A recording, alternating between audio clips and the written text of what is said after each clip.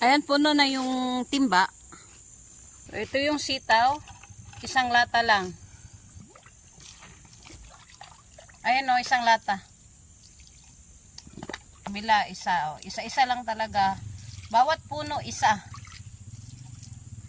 At ang pag-abono naman nito is once a week. Para tuloy-tuloy yung paglaki ng sitaw, kailangan once a week ka maglalagay ng abono. Ganyan yung pag-abono namin. Nilalagyan namin ng water. Yung iba kasi direct na. Pero ito ang mas maganda.